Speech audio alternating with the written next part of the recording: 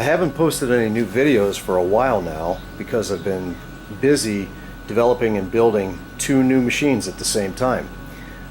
This is the first one. I'm just going to show this one in this video. The other one will come later.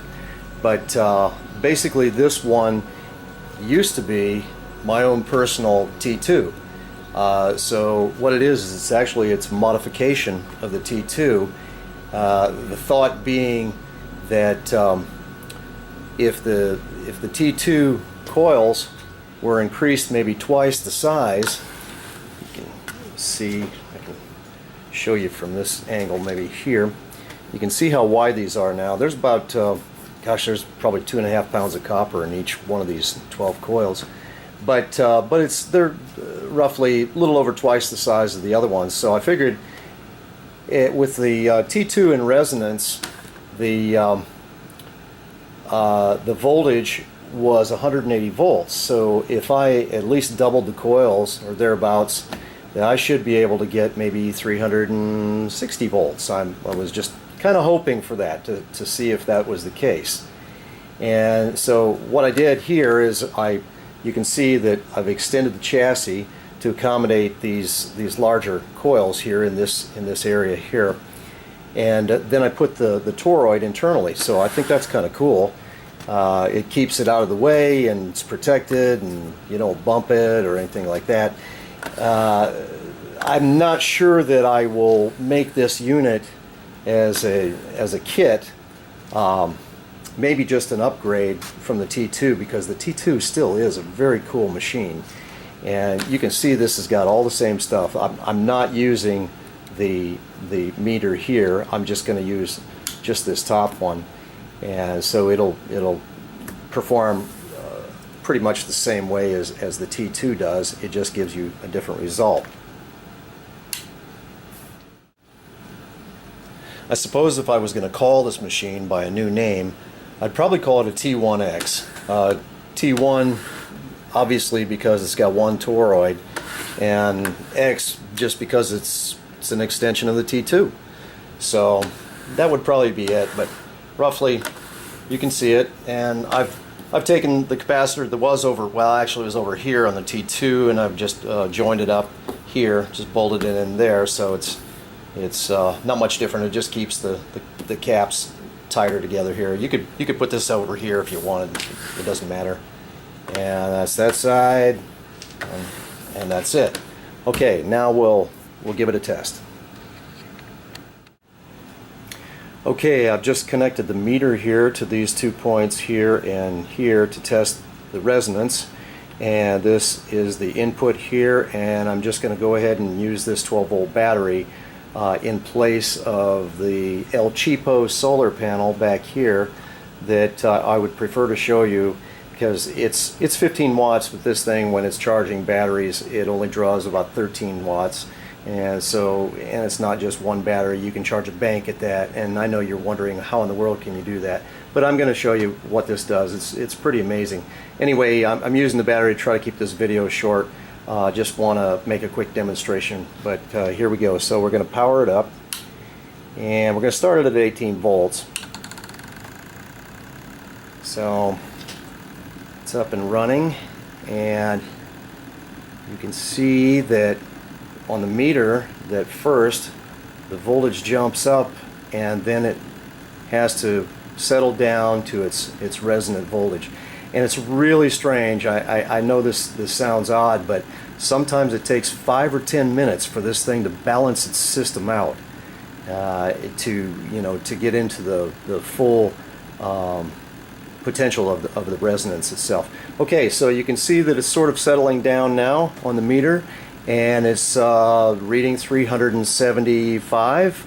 That's pretty good. I was hoping for about 360, which would have been twice the 180 of the T2, and I got it. So that's not bad. But I also realized that it's only at 18 volts of input, and the peak point of resonance on this machine is actually 26.1, which is an odd number. But for the T2, it's 23.4, I think. So roughly, we're talking just 3 volts let me turn the ammeter on. It's pulling about 400 milliamps.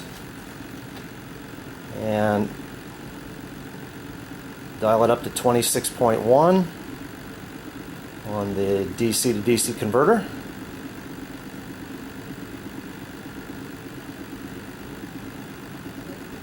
It's tricky. We're close. Come on.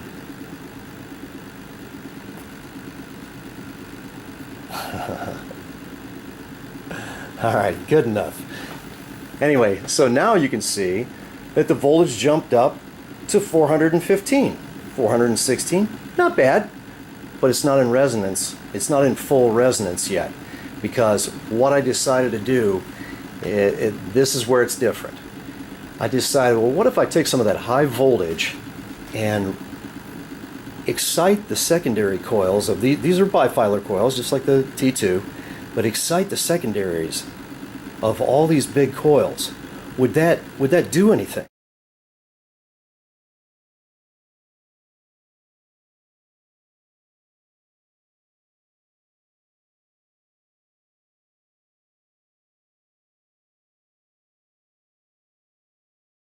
Would that give it any additional power? What would it do? Would it spike the amps? Would it drive everything crazy? Well, now this switch here says HV res charge and start. So right now we're on the start.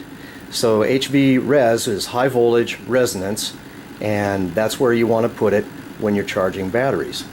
So I'm going to flip this on. You see the current drop down. The voltage comes up a little bit, so we can dial that back down to 26.1. Okay. Just get it back up there. All right. And you can see now we're rising over 600 volts. We just picked up 200 more volts. 200 more volts. Can you hear the machine? I think I'll take the camera off the tripod so that you can hear the sound when the coils are excited. Let me turn it off. Okay. You probably heard that off. Okay, we're just listening to the sound. Okay, I'm gonna flip it on. Off. On. Off. So it makes an interesting sound. It's not like another machine that you might have seen that actually is deafening when it hits resonance, but it's still doing its job, and it does make that interesting sound and lets you know that those excited coils are, well, they're excited. I'm excited. Anyway, so that's pretty much what I wanted to show you, is that instead of 360 volts when it's resonating in the bifilar coils, now by exciting those coils we can push it over 600 volts.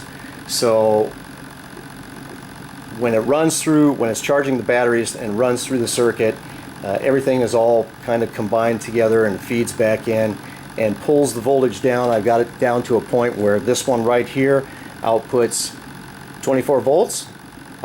In one battery, 4 batteries, whatever you want to put in a series of 24 volts. And down here, I don't know if you can see it, is the 12 volt output if you just want to do 12 volt batteries, or batteries, you know, in series that are still, or I mean parallel, that are still 12 volts. So that's it. Let me know, maybe make some comments or send me a message or something if you if you think this would make a good kit. I don't know. Like I said, I think I'm just gonna do it as an upgrade to the T2, because there's a lot of T2s out there, and those individuals may want to boost this up. There's a few new parts. You're gonna lose a toroid. You're gonna gain. You're gonna have to get the big coils, and you're gonna have to get these extension rods here to extend the chassis. And what else? I've got a high voltage cap that's in the system too, behind the panel. So that's pretty much about it. Everything else stays the same as the T2. In a few more minutes it may be 620, and then it kind of goes up and down. It's very strange, but there's a lot to this resonance, and I'm going to keep pursuing it because there's something there that I think we've been overlooking for some time. Thanks.